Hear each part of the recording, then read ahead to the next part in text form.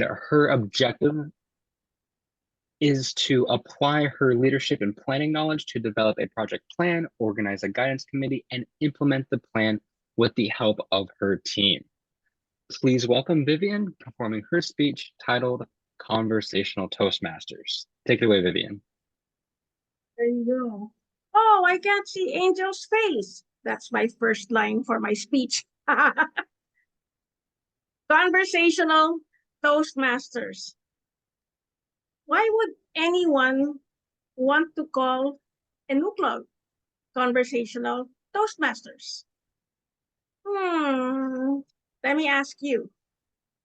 Aren't we so used to hearing, you know this, let me tell you three things. All right. But when you're out on a date, Angel, we were talking about your girlfriend. If you want to give her three reasons to come and visit, I don't think you're going to say, see, I didn't say it, right? You know what that is. And that's what this new club that I'm helping put together is all about. In Toastmasters, it's called, correct me if I'm wrong, Ryan, chartering a new club. There you go. For the first time in the history of 100 years of Toastmasters, it's going to be like real life, meaning in real events, no one is going to dare tell the audience, let me tell you three things. You will tell the audience three things, but you won't say that line. Does that make sense? I want a reaction from anyone or everyone. Yes? Okay. So that is the whole objective of the club. Ryan already, I have a checklist here, told us what I'm going to be doing now, and I'll briefly go through the 4 words: to apply leadership knowledge, to plan how to make this happen, to develop the project plan that I want to make happen, to organize a guidance committee. And that is where I want people to think about this more solidly. We have a lot of brilliant but solo players. Like, I know what I'm doing. I research. Me. It's best if you want to go anywhere is to ask someone who's already been there. Does that make sense? The only three, yes, thank you, Ryan. The only 3 things I'll say is this line. You have to do 3 things called ask, and ask. Ha, gotcha, Ryan. So is that 3 things or 1 thing 3 times? And most of all, how I plan to implement it with the help of the team. I will repeat, with the help of the team. So a very strong message of conversational Toastmasters is number 1, speak conversationally, meaning use everyday language.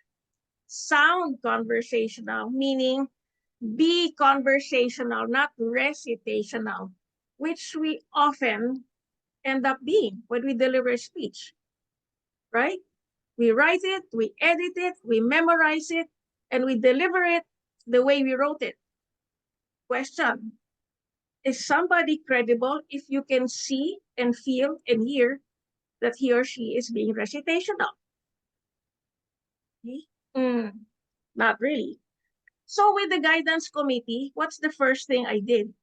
Is to have a meeting and tell them point blank, I need your guidance. A little humility goes a long way. Not just because this is all my commentary for this entire speech, not just because one is starting or chartering a club. We should dump that whole concept like, I'm good, I'm going to start something. One thing I've used, and I've been in events management since 1988, and that dates me, some of you might not have been born yet, is to immediately tell people, I need you, because without you, I don't have an event. That would be an interesting angle for most clubs. We generally say, we're here to teach you. We're here to help you learn. How about we're here together and we learn from each other? And this time, we'll do it conversationally. Now, briefly, let me tell you in one short go. Can you imagine a meeting that's conversational from the start to the speech, to the table topics, to the evaluation, to the GE. Let me ask our division director, has it ever happened? Entire meeting conversational, right? So that it was, and it still is the greatest challenge. A lot of people were wanting to be on the team, were wanting to learn, and I talked to quite a number of DTMs. That's a good news and the bad news. They all wanted to be part of a new club that's conversational. But it's the classic, the joke, stick in the mud. They couldn't get out of their habits. Every time I asked for remember this word, opinion, they ended up reciting book smart. Conversational is not about book smart. It's about addressing the needs and wants of the other person who should have expressed it in a plain, non-jargonic, simple manner. Does that make sense so far? There will be no librarian-sounding people here. I have nothing against librarians. So, from the guidance committee, we had to understand how to get over conflict and challenge, which happened along the way, where somebody said, I belong to, and it was more than 10 clubs, and I have more than 4 DTMs.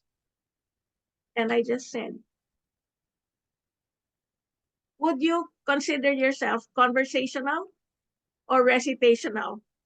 Well, I know what I'm doing. I said, so you're telling us what you know? And he goes, yeah. I said, does it make us feel smart or does it make you feel that you're the smartest person in the room? And he fell for this hook, line, and sinker.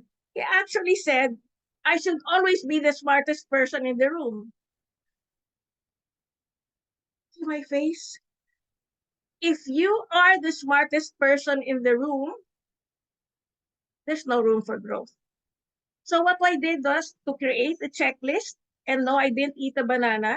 And I defined leadership as in skills, influence, and determination. And that's what conversational Toastmasters will be. We're on a soft launch now. We're still not launched officially.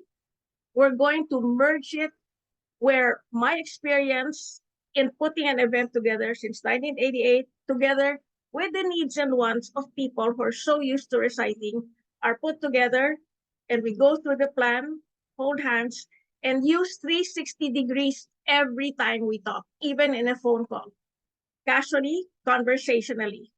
And that to me is how to make changes for the next 100 years of Toastmasters. Thank you for being with me through this journey. Love from Manila. Wonderful. Thank you so much, Vivien, for that lovely speech.